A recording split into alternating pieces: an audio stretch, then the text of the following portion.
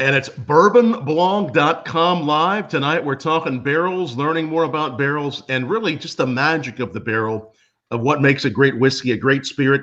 We have Andrew Wiehebrink and Chad Spaulding joining us live from Kentucky to talk about all the great projects that you guys have going on and just everything about barrels. First of all, we'll raise a toast to you because you guys do such great work for the industry, and we appreciate all you've done for Bourbon Blog on our show here. I know we're all drinking some great stuff. Andrew, what are you sipping on there? I have got a Maker's Mark Private Select pick that we did. Gosh, I guess this must have been two or 3 years ago. Maybe the Independent Stave team got together. We all did a barrel. So excellent. Got a few of these hanging around. And what are you trying there, Chad? So I have the Yellow Banks out of Green River Distilling Company that I picked up recently on a visit to those folks out in Owensboro, Kentucky. Excellent. So pretty good stuff so far. Excellent. Now that's a really tasty one. I have the Jefferson's Reserve Twin Oak, great project that I know you guys developed some really unique stuff there with Trey a little while back. So just as we dive into this, I think that we all think about brands of whiskey, spirits, the magic of the barrel. But when it comes to really talking about the barrel, that's something that I think we need to do more often. That's why I love that we're going to have this great conversation tonight. So for all you watching, if you have any questions at all for Chad and Andrew, post them below, tweet back to us. First of all, Independent Stave dates back quite a ways to 1912. Just start off to make it easy. Tell us, who is Independent Stave and what do you guys do? You want that one, Andrew? No, it's all you. Only because I've been around a little longer with the company than Andrew has. So, the 1912 was when Independent Stave Company, actually the name was different before then. So the Boswell family out of Lebanon, Missouri area, Brad Boswell is the fourth generation now that runs the company, of course. His great grandfather was the guy who started it all back in 1912. So early on, we were basically just a milling operation, brokering logs, brokering material for cooperage, not just for spirits, of course, it was for dry goods as well. And then it progressed from there. It became Independent Stave Company in after Prohibition, so in the mid-30s, I think, where they wanted to ensure that everybody knew they were independent of any certain specific distillery, because a lot of distilleries made their own barrels on hand or had their own milling operations, things like that. So we were independent of all those and therefore could sell to all other distilleries. We didn't start making barrels until about early 1950s in Lebanon, Missouri. 52, 54, somewhere in that range. Right. And then it has just grown into the business it is today, which, we're the world's largest barrel manufacturer. Wow. And in the whole world, this is the largest barrel manufacturer. And you think about some names that we might know of. We always talk about the whiskeys we love, but when it comes to the barrels, name a few whiskeys. I know we just named a few. Name a few whiskeys we might think about that you guys help with. Oh, well, we pretty much cover all the big boys. The big guys there in Kentucky, Jim Beam, Maker's Mark, of course, the Sazeracs, the Four Roses, any of the big guys you can think of, we pretty much handle, or at least a part of. And then we've got a nice size craft division that we sell barrels to, that I personally manage all those accounts now. And that list is up to about 450 customers on the craft side these days throughout the United States and Canada. That's amazing. And really, I'm glad you mentioned that, being again, Brad Boswell being, is it fourth generation? He's the fourth, and they're already talking about the fifth. So, hopefully Andrew and I maybe work for one of Brad's kids these days. Could just happen. As we look at the lineage and the heritage of distilleries, whether it's Jim Beam or others. I mean, we really see how this business has been around for so long and the history it has. But the history of the barrels, I mean, that's pretty amazing too. This has been going on for a while. What you guys have been doing for the industry? Yeah, I mean, we've been working with some of these distilleries here in Kentucky for well over 50, 60 years. I mean, the partnership is that deep and that long.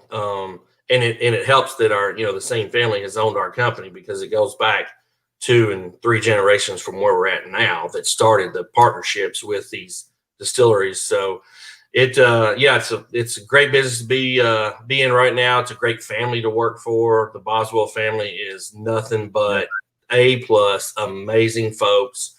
And I've been with them 22 years now, and hopefully be there 22 more, if not longer. That's good to aim for. Andrew, tell us. So, when someone is a distiller comes and says, "Hey, we want to work with ISC on a new project," what does that look like when you're actually looking at whatever they're trying to build? How do you guys go about the experimentation and the research? Yeah, I mean, it kind of happens one of two ways. There's experienced guys that have been in the industry for a long time, and they kind of know exactly what. And that's pretty simple for us. They might come in the research center and just we'll have a meeting about, hey, what are the target flavors, and then we'll give them a couple barrels or a couple options that we suggest in terms of meeting a flavor target. And that's that's really about it. It could be as simple as that. Now some of the programs do get a little bit more complicated, involve multiple barrels to achieve certain flavors, but kind of the fun is, when somebody who doesn't have a lot of experience in the barrel world, doesn't know the options that are available, they kind of come in, they see me and Chad, they spend a day with us at the research center. We've got a lot of different experimental whiskeys we can go through and taste, and we kind of give them, kind of the whole rundown, what we call an Oak 101 presentation, and we let them taste through all the different options they have, when choosing a barrel. So we'll lay out a tasting that involves wood species or toast profiles or char levels, wood seasoning, barrel size, just about anything you can think of. And the idea is just kind of let them back themselves into their own barrel, kind of what they really like. So by tasting all those different parameters, they kind of get to choose for themselves and say, okay, hey, this is kind of what we're landing, what we like. So it's usually, from start to finish, it could be, is as short as a day, or it could require some some R&D and some lab work, and it could go on for 6 to 8 weeks to get the right barrel. So it just kind of depends. And by the way, we don't mind of the longer sessions, because the longer the sessions, the more we have to taste. We've done things extensive as customers. They send us some very, very old whiskey, and we try to reverse engineer it the best we can. So we'll do chemical analysis, we'll do sensory. And, from those two things, we can kind of guess, what the barrel might have been like that they put it in. And so, those projects, obviously those are week-long projects. That's very cool. So you're talking about they bring you something that's vintage, that's a historic sample, maybe that's not out there, and they say, I want to recreate this. Is that what they're doing? Yeah, they can do that. Or they can say, hey, we want to, make like a pre-prohibition, era style whiskey. What is that barrel going to look like? The flavor comes from the barrel. So that's a big part of getting that kind of thing right. So, we do our research. We go back and look at the standards that have been placed on whiskey in the past years, and we just kind of back off those. And then, look at the barrel construction technology, kind of back off that a little bit, and, just kind of back ourselves into this barrel that might have been used back in the late 1800s, early 1900s. So different projects like that, those are the little bit more intensive ones, but those are always the fun ones. And when you look at how barrels have evolved, obviously thinking, Independent Stave Company having its roots in 1912, how have barrels evolved with the bourbon and the whiskey industry? I mean, how has it changed the last 10, 20, 50, 100 years? I mean, for the most part, and actually this is one of the few things that I can say is, the actual barrel is largely unchanged. And, Chad, feel free to chime in here, but essentially what's changed is just the manufacturing process. Right. The technology, it's still a charred barrel.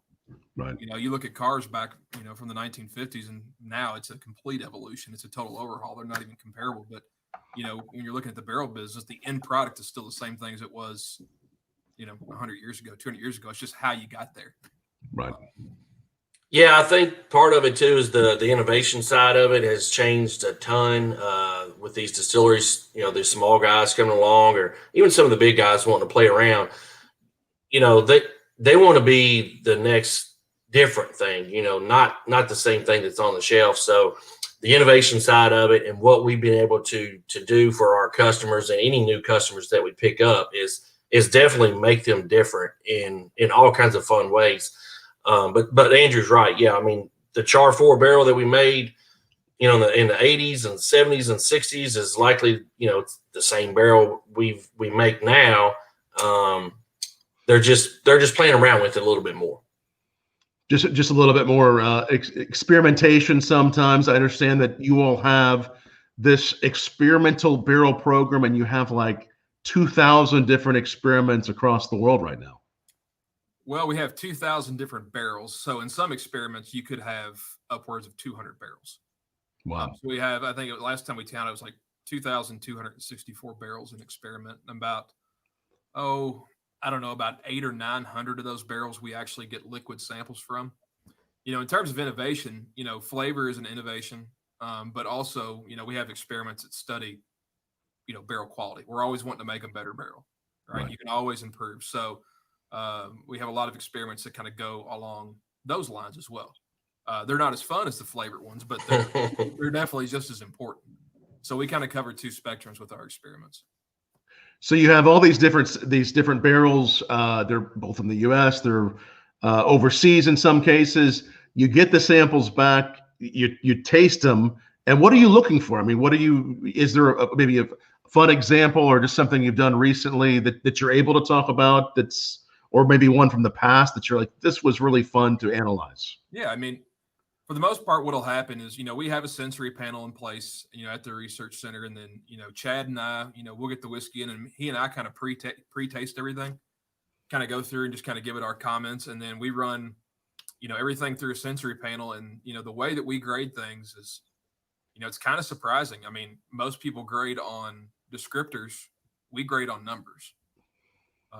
So it's a little bit different process. And the reason we have to do that is because we have to quantify this data somehow. I mean, we can't just say year one, it was heavy vanilla, and year two, it was blueberries. I mean, we have to actually, you know, quantify this data somehow. So we have a very short list of parameters that we look for: sweet, spice, smoke, oak, grain, estery. And we grade every barrel on that. And that tells us a lot about the barrel. It tells us a lot about the whiskey. It seems very, very simple, but there's actually a lot of science and trial and error that went into selecting those different parameters. So once, say, a new distiller comes along and they say they get your barrels, they're going about the experimental process. It's not done just there. I mean, obviously they're trying it, but they're taking it back to you and figuring out, is this the best barrel? How do we tweak this? Yeah. Go ahead, Chad. Oh, well, yeah. So I was just going to say though. So a lot of times, what happens, Tom, is we they can come back and taste some of the samples that we already have, right? And then we can tell them, you know, so they can see in what direction it might take their product at a certain point. It's not always apples to apples, because what a distillery makes in, you know, Washington State on a 250-gallon pot still is not the same thing that we have samples of in our library, even though it's the same style of barrel. It's not, you know, the juice is not the same, the mash bill, the yeast strain, all that's a little bit different. So we have to, at first, you know, make sure all of our customers understand we have this library of flavors that's going on in, you know, but it's not always apples to apples. So when we sit them down and talk to them about a barrel program, it's almost always, Andrew and I agree upon, a 3 or 4 barrel beginning to this, you know, in a couple versions of each barrel, so we can see what's going to work best for you and your product and your process. So yeah, it's always cool because it's always different every single time. I mean, as hard as we try to make these barrels and these experiments and everything be the same, it's definitely not. It's just the hardest thing to do. Nobody's done it in the history of bourbon or whiskey making. We're going to try our damnedest to do what we can, knowing at the end of this, we had a lot of fun doing it, and we have made some damn good products. But at the end of the day, they're all just different. So, I mean, everybody says, they like one better than the other. So, I mean, what Tom likes and what Chad likes and what Andrew likes, if we list our top fives, it's going to be totally different, which makes it so great and so fun and so different because none of it's the same. And on that note, I mean, Chad is correct. And, we do try to figure out how we make everything, more consistent. And that goes into understanding how mash bills interact with barrels, but more importantly, how climate interacts with barrels. Actually, we have an experiment that just hit 1 year. I think it was today, as a matter of fact. But we took distillate. We had one customer make a whole bunch of distillate, and then we sent barrels all across the United States to each of the subclimates. Even put some in Scotland. The exact same barrel, 5 barrels of each at each location, filled it with the same distillate. So just to see what those, those climatic and, those, kind of environmental effects are. Yeah, that was going to be super cool. Yeah. Wow. And we do experiments where, like, if we want to do like a char level experiment, we'll repeat that experiment in 2 or 3 different distilleries just to kind of make sure that we're covering all of our ends. It's Bourbonblog Live. Again, it's our friends from Independent Stave Company. If you ever had any questions on barrels, from the whiskey you drink, the brown spirits, ask them below or tweet us back. And also make sure you like and share this video. And we're here just about every night this week with more and more great episodes. And we appreciate Independent Stave Company and all they do for the industry and for Bourbonblog and just tasting some great stuff here. Okay, right now I'm tasting this Twin Oak, which I know was a custom barrel experiment that you all worked on. And I love it. I know a little bit about it. You want to tell us a little bit about what you did with this one? Actually, Chad, I don't know if you remember, but I actually remember the day that you, Brad, and I went out there and showed Trey those barrels. We sat out on the patio. Yep. Pulled out your little backpack full of sample bottles and set them up there, and that was the beginning of that one for sure. So I'll let you finish the story, though. No, that was just one of those, Trey's a very innovative guy when it comes to maturation. So this is one of those things to where, he doesn't require too much coaching at all. He kind of knows. And, essentially what we do in that sense is, we kind of just brought a bunch of different whiskeys from different experiments, some of these new innovative barrels that we were kind of working on. And one of which, he used for this project. So we sat down on the patio, like Chad said, we tasted through a bunch of different stuff. We tasted through a lot of his samples, figured out which whiskey would pair with which barrel. And I guess over the course of, a week or two, we landed on that specific barrel. Yes. And it's so innovative. It's a very special barrel and it just really makes the whiskey something very, very unique. There's nothing quite like it. It's very nice. Yeah, that barrel's been a rock star. And Chad, you might, I don't know. I mean, we've been trialing that barrel for a lot longer than it's been out. I'm not exactly sure what the date was we released it, but that might have been one of the first. It was early on for certain. Yeah, and it actually may have been the first finishing version of that barrel that we used versus a regular, new make mature barrel. So I think you're right. I think it's definitely one of the first finishing barrel that we used it with. And it has some grooves in it that do some magic, right? Magic. There you go. Yeah. We can't give away all the secrets, Tom, but yes, there is. I think it talks about it a little bit on the bottle itself. Yeah, the grooves. Right. Yeah, it talks about it. It's our wave stave barrel that so we've had nothing but good luck with that barrel. It's just been an awesome barrel. Has a lot of utility. So when you look at the inside of a barrel, and I actually have a stave that you guys sent us not too long ago. It's a char number 4. I mean, you look at the char number 4. You look at the surface of the barrel. This is the way a lot of barrels will look inside. But there is a lot more experimentation that you all have done and that others have done with the actual build of that, right? It's whether it's the grooves, it's the staves. Is that something that you all see happening more and more in the industry? Do you see that? How you actually build the inside of the barrel, is that something that you guys are exploring now? We have a couple barrels that experiment with, different, patterns that are carved on the inside. But, as of the past 2 years, we've kind of moved away. My studies have kind of moved away toward, that. And then, the thing that me and Chad have really been focusing on is barrel utilization.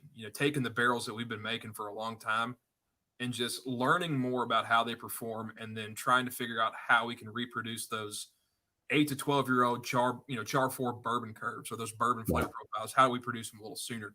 Just using toasted and charred barrels. So our innovation has switched more towards understanding flavor development and flavor profiles of certain products, as opposed to designing the next great, super duper barrel that ages whiskey, faster. Not to say, like I said, our wave stave works, the spiral cut works, but we've kind of shifted focus a little bit. Right. And more distilleries are trying to find out how can you have a flavor that's going to be tasting older arrive quicker, right? That's the big question, because everyone wants to put out, not everyone, but many new distilleries want to put out something that tastes older, maybe not just older, but deeper, more flavorful with just a few years. How have you all gone about addressing that question, and how can you when you're making a barrel?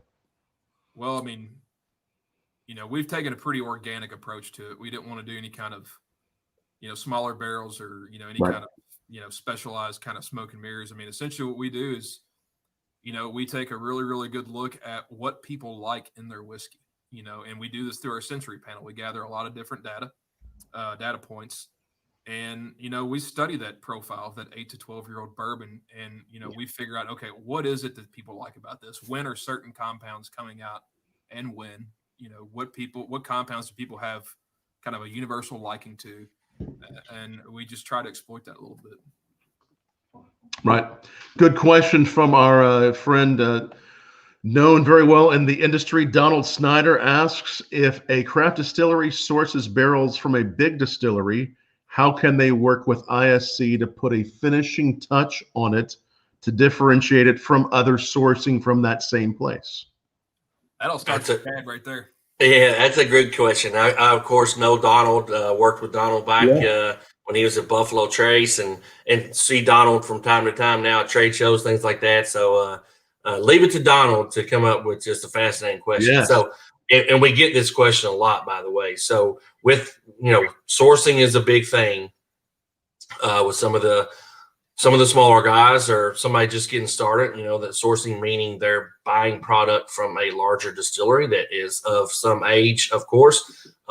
If a lot of people are buying that same of age source product, there are ways to make it your own. So what we would do is they contact Independent Stave. This has happened a lot lately. So they come and call or email and say, hey, we have this juice that we sourced. We try and get as much information as we can from them, as far as where the mash bill, how old it is, of course, and what their plans are for it. So with those things in mind, we typically get samples, or they come in and we taste with them, and then kind of lead them in a direction where they want to go with that product to make themselves different with that source product from a larger distillery. And as crazy as it sounds, we have told one or two, do not mess with this juice. What you bought is amazing. Right. You better slap your label on it and just go with it. As much as I would like to sell them a few extra barrels, don't get me wrong. We have told folks that, is like, because Andrew and I are just whiskey bourbon fans, and when we taste something that we've tasted before and it was that good, we just said, please don't mess with all of this anyway. I don't know how much you bought of it, but leave it alone. Some of it. It's kind of a nice way of saying there's nothing we can do to improve. This is just solid whiskey. And we've done that before. That's a great observation, because sometimes it is just that good, and you don't want to mess with it. You want to say, hey, even though it may have been sourced, we want to release it because it is something so special. If you see that it is something that can change, again, with those staves, what's that process look like? And I think there's a lot of people that that may or may not know what can you do? Right. So it starts, like, usually with me, just because I'm, the account manager side of it. And real soon in the conversation, I'll bring Andrew in. We'll typically have a call with that customer and get those answers to those questions. Okay, how old is it? Where do you want it to go? What do you think is wrong with it? And we'll be right up front with them if we taste through something and there are certain things that we don't think a barrel will take out of that, we can try.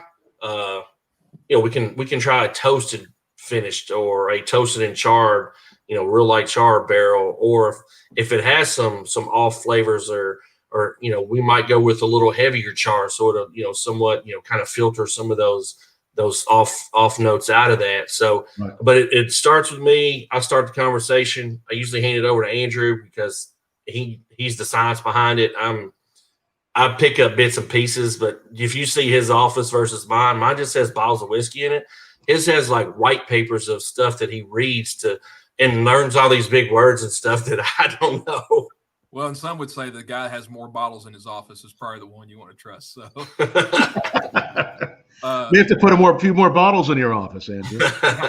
I'm working on it. I've got a little collection, but Chad's is on point there. He gets some good bottles. Yeah, kind of back at what it can be, like I said before, it can be as simple as saying, hey, they'll say, hey, we trust you guys, give us these barrels and we'll give them a shot and we'll call you back and see if they need tweaking. Or, we have some customers that are really into the science, and I can't tell you which customer it was, but he wanted to design specific barrels for each one of his mash bills, each one of his yeast strains. So in the lab, we had 60 different experiments going at one time, trying to figure out what flavors, paired best or which had the best synergy, with his distillate. So we can get as geeky as you want to, or we can make it as simple as you want to, but usually the more geeky, the more fun. Well, we do often hear, and that's so interesting because we do often hear from people that have, been drinking whiskey a lot longer and have been living a lot longer than me. This is the best time really for the world of bourbon and whiskey right now because of the innovation, because of the dedication to putting something out there that's just so refined, that has been through a lot of thought. This really is such an exciting time to be fans of whiskey and to be in the whiskey business. The innovation that Chad, you've been at this, you said, is it 20? How many years? 20 some years? 22 years. That means I started when I was like 8. When you were like 8, yeah. I mean, right. You were 8. Been at this for so long. How have how have you both seen it change the last 10, 20 years as far as the level of perfection, the desire to create something so refined and perfected from distillers? I'll start just because I've had seniority over Andrew a little bit, but and we may have two different answers. The coolest thing that I have seen is the fact that these small craft distilleries and some of the real innovations, that they have tried and that they're, working on, has pushed these big Kentucky distilleries to try and be better. Because for the longest time, the big guys, they were char 3, char 4 barrel, and that was it. They were just grinding away, putting that stuff away in those types of barrels. And now to see those guys kind of perk up and say, hey, hold on a second, these small guys are doing some really cool stuff that maybe we should look into, whether it be single malt whiskey or, the rye movement and do, different things like that. So that's the coolest part about it for me, is that the smaller craft side, which I'm a big fan of now, of course, because those are my dudes, but they have driven the big guys into trying new things. And so in another 3 to 4 to 5 years, I mean, the stuff that's going to be out on the market is going to be really, really good. Right. How about you, Andrew? What you got? Yeah, I mean, a lot of it mimics you. I came into this business right. I mean, Chad's had a unique look at this, and the fact that Chad's the OG. He's been around since the old barrel symposiums, where we were doing these kind of experimentations, and they just didn't take very well. Everybody was like, "Oh, the char 3, the char 4 works great," but I come around and we're kind of going through this second wave of introducing these experiments. But now we have craft distillers who are pushing the envelope and forcing people to take a deeper look at things. And these experiments that we've tried or we've introduced, wood species, char level, that kind of stuff, now they're starting to get a little bit more attention. And it's really cool for me to kind of be in this and, just kind of seeing it evolve with the bigger guys, and working with the craft guys as well. Those guys are extremely innovative. They're small. They can make quick decisions. They're not afraid to try anything. Right. They're not locked into flavor profiles. So, they can pretty much do whatever they want. So the coolest thing for me, again, and it echoes Chad, is just seeing, all the innovation take place. Bourbon is kind of it's been kind of a boring drink for a long time. It's delicious, but now you're starting to see some barrel innovation, some new mash bills coming through. You got people like Freddie Noe introducing blended whiskey, with Little Book, and that's awesome. That's exactly what this industry needs. You've got like the Makers Private Select and their work with oak alternatives, and making sure that the industry knows that is a really, really good method, or a really, really good means of finishing whiskey. Use of oak alternatives or barrel alternatives. So. Yeah, I mean, I'd say, as far as being a whiskey drinker, it's not a great time because everything's gone. You can't buy it. Right. As far as being in the industry and in a position, that we have, it's fantastic.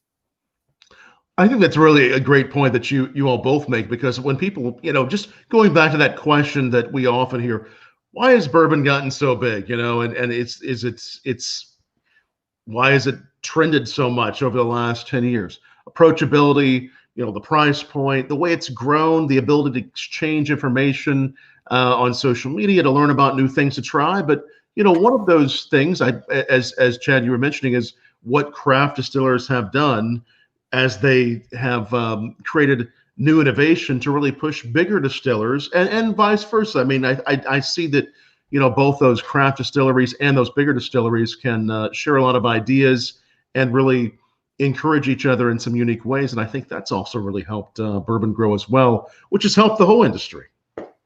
It has. It really has. And touch on that single malt once again. I mean, there are a lot of craft distilleries that have made single malt whiskey, out on the West Coast. That's kind of where it started.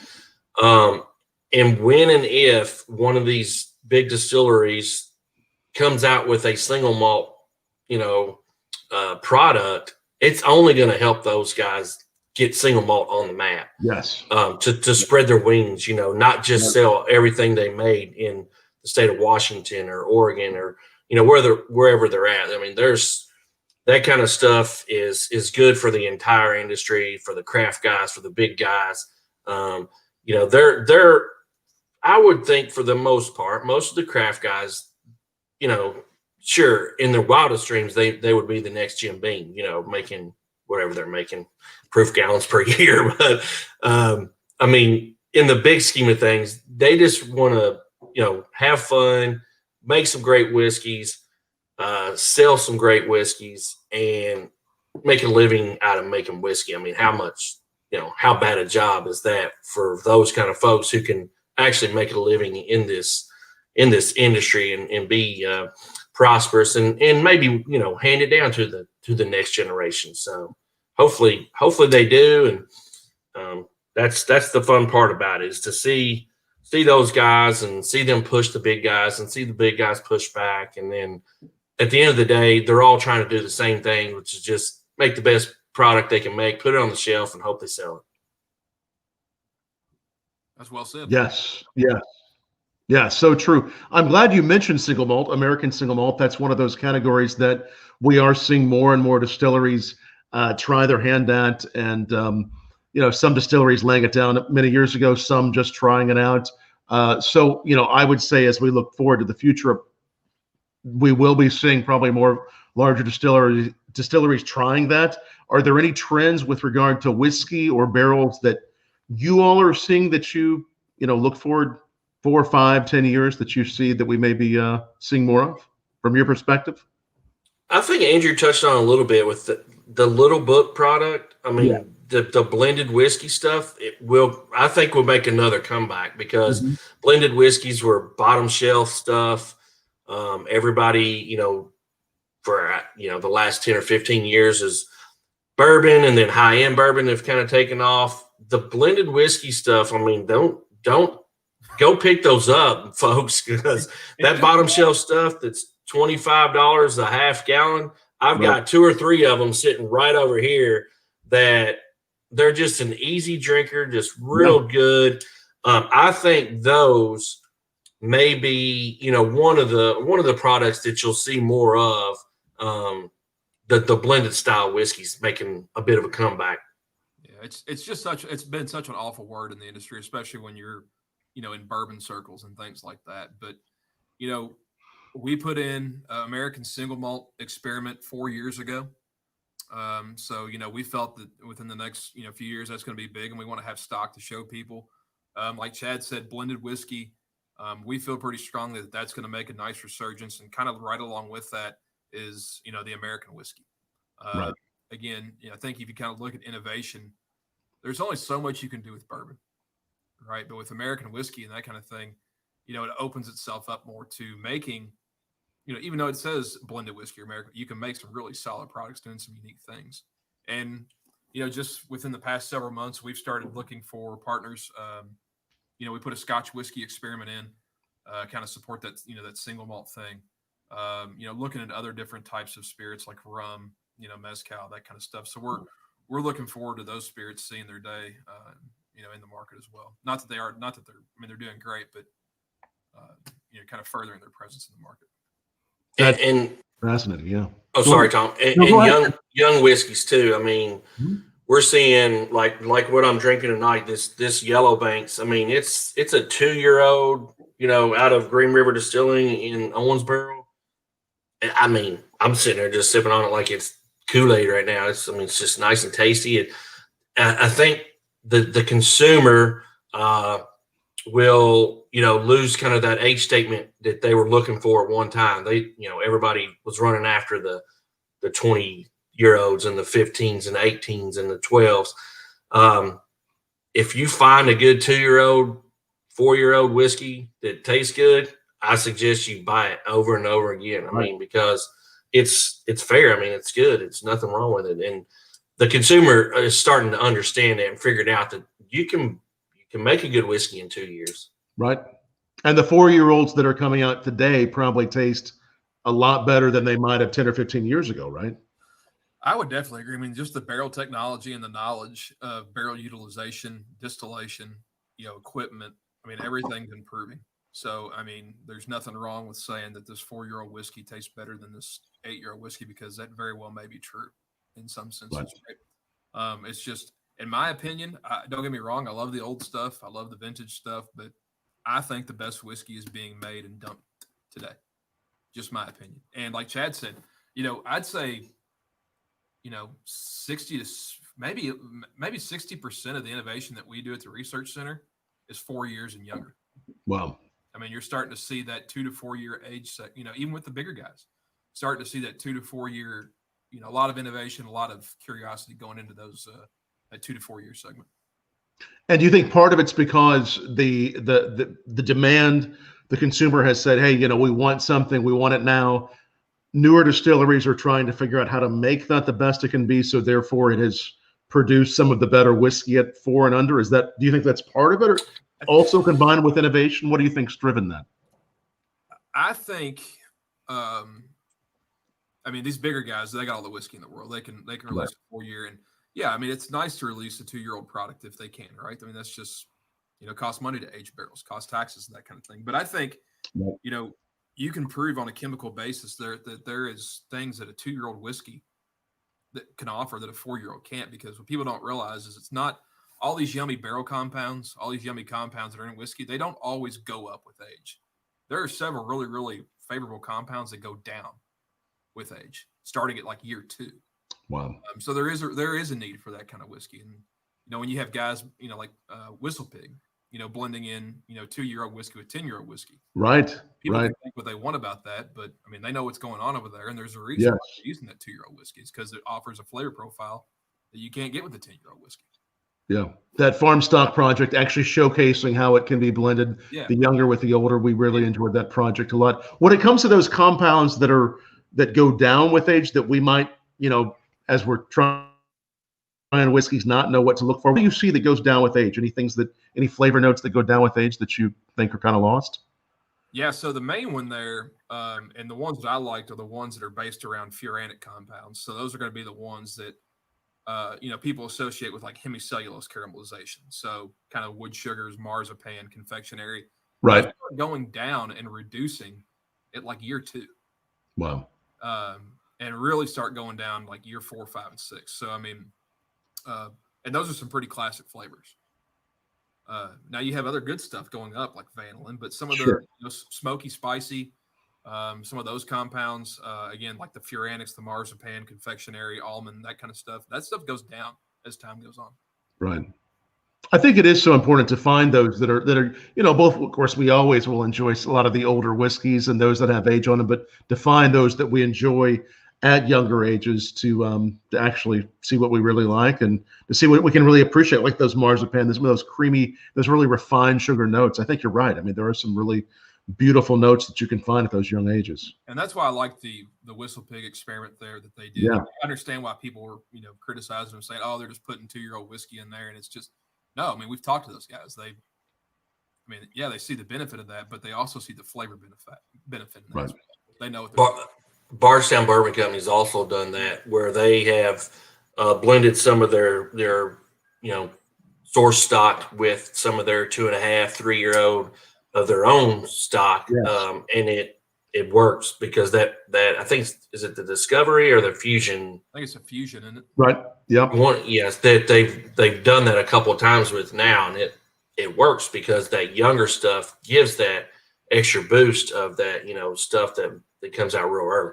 It balances it out. We really like the Bardstown Bourbon Company and the Whistle Pig. We were actually just there right before the shutdown. We were visiting Vermont in March and got to try some of their younger whiskey at 2 and 3. Just even that right from the barrel is so nice, and that farm stock project is so special. Tell you what else we talk about a lot on Bourbon Blog is single barrels, single barrel projects, the mystery behind why one barrel can taste so different from the other, even same warehouse right next to each other. And I think I understand a good part of that, but you all tell me, I mean, single barrels, how can they taste so different, and why do they taste so different? What's the beauty behind the single barrels? There's 100 different reasons, but I was going to see how you were going to answer that, because that's a complicated question for certain.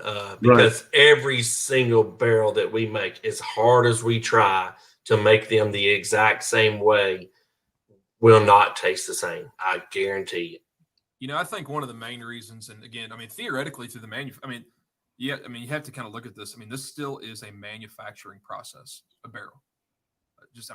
Same as a steel manufacturer, except you're working with wood that has crazy natural variation, defects, and stuff like that. And even when we're doing, little kind of toasting experiments where we're taking a rosebud and we're toasting individual staves, you can see how those staves toast or heat up differently. You can see the patterns according to the grain. Each stave is going to be different. Theoretically, you could have a barrel. It doesn't happen, but you could have a barrel made up of 32 different trees.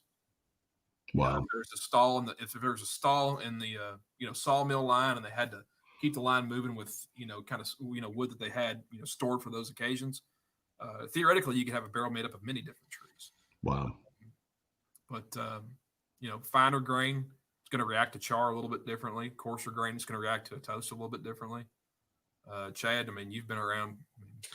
You know where all the variation comes from. But the variation, I think, for some folks, especially on the single barrel side that you were talking about, Tom, makes their job easy. They don't have to go search around for 100 barrels to pick out 3 that are different. I mean, they're all different. So, and we can also make that a little bit easier on the single barrel side by all the toasting and charring and the wood age that we offer. We can build you a single barrel program if you're a distillery, because nice. And you don't have to change anything on your side. We'll just change the barrel, because we don't have a minimum size order. So you can order 1 barrel of all 150 that we offer.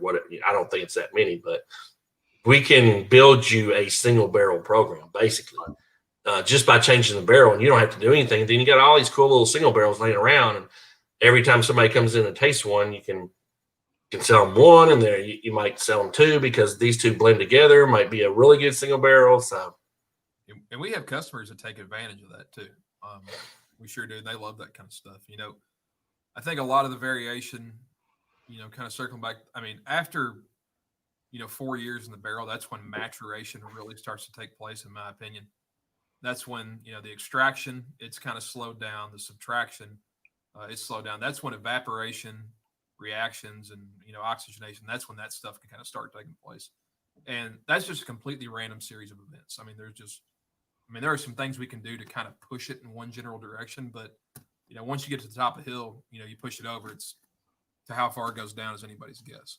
Right. No, I that's so important, what you all are saying, and so cool that you guys can build that single barrel experience. And we'll put up. I mean, people can easily find you, but this website, if you're a distiller or you're looking at doing something with barrels, independentstavecompany.com is the place to go and reach out to Chad and Andrew and just the whole team there. They can do an amazing job for you. And what you were saying, Andrew, one barrel could literally have 32, could come from 32 different trees, but usually it comes from about, what would be the normal number of trees that would be, the wood would be pulled from? I mean, theoretically, it could be one, right? Could be one. Yeah. Okay. Everything, it could be one, or like I said, if there's, again, this is manufacturing, if there's an issue in the sawmill and a machine has to shut down, we have wood on hand that can feed the line and keep it going, right?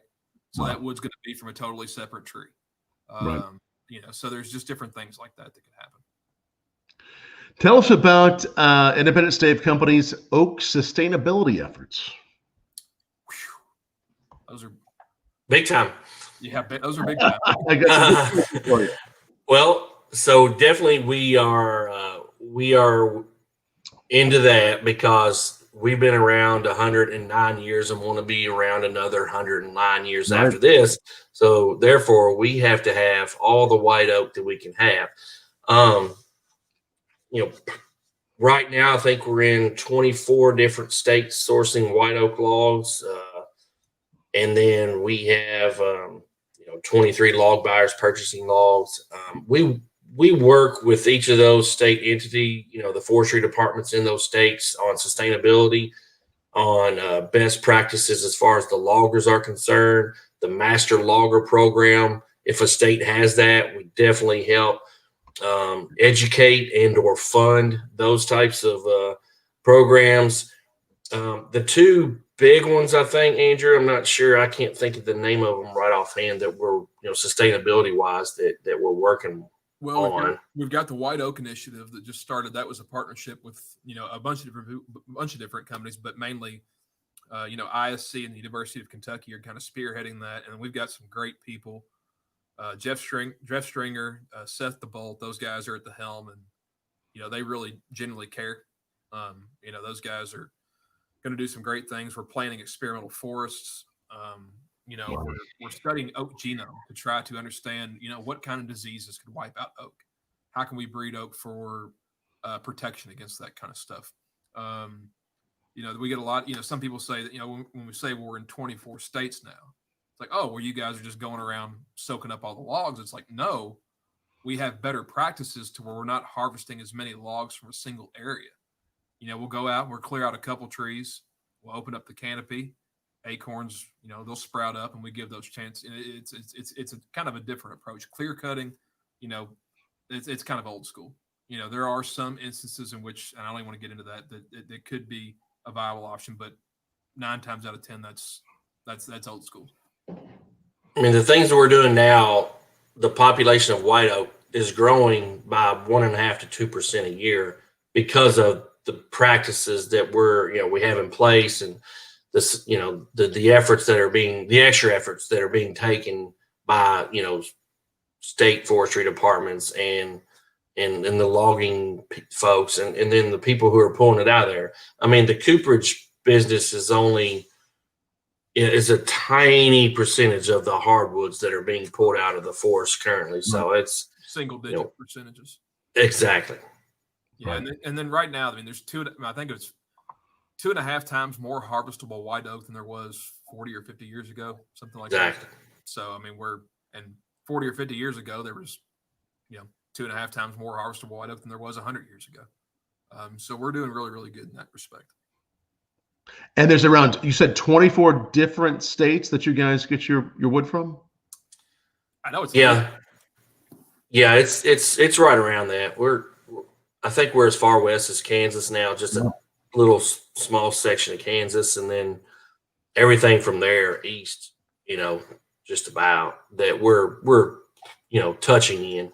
And all the logs that we're buying are from private landowners. Probably 90 to 95% of what we're purchasing is from a private landowner. So if Tom Fischer owned 150 acres, he hired Andrew Wiehebrink, the logger, to come in and log his land.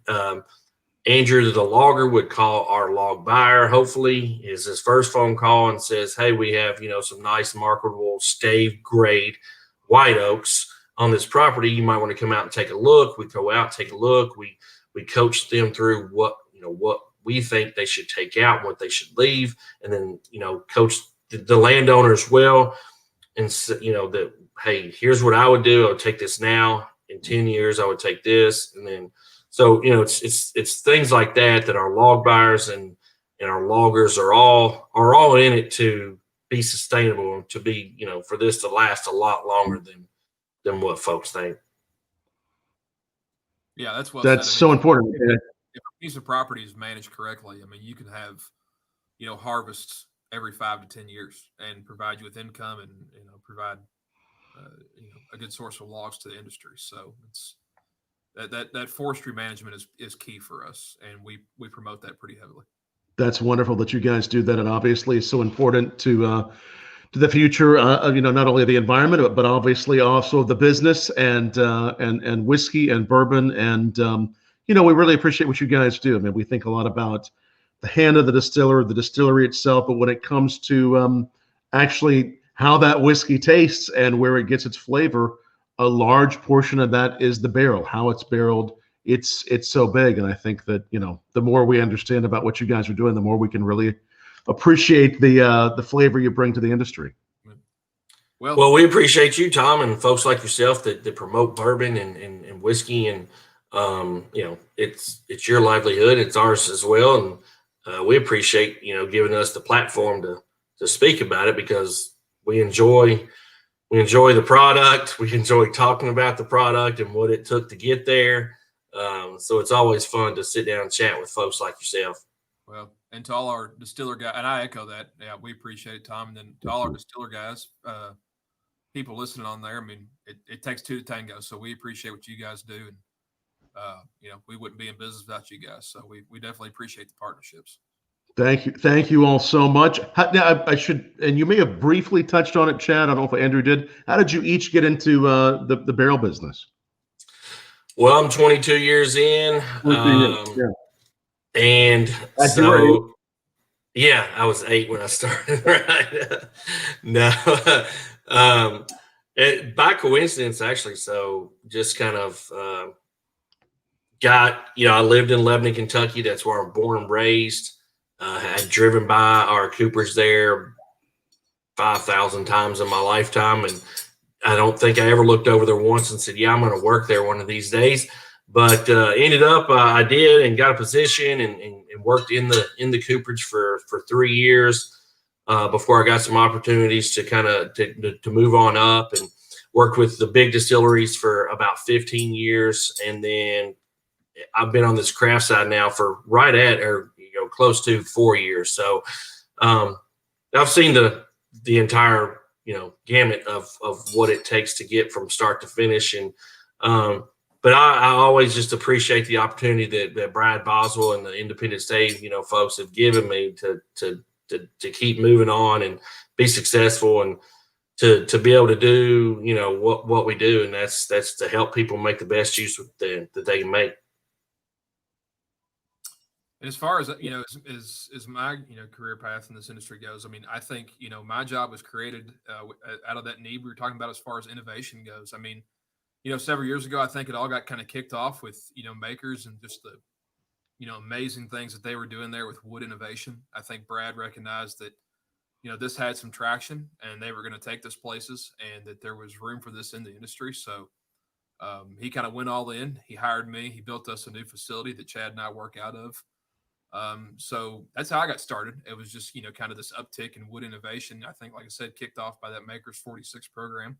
Yes. Oh yeah, such a special And program. I remember when we first tried. What was that? I think that was 2010. Is that right? I'm not sure when was that, Chad?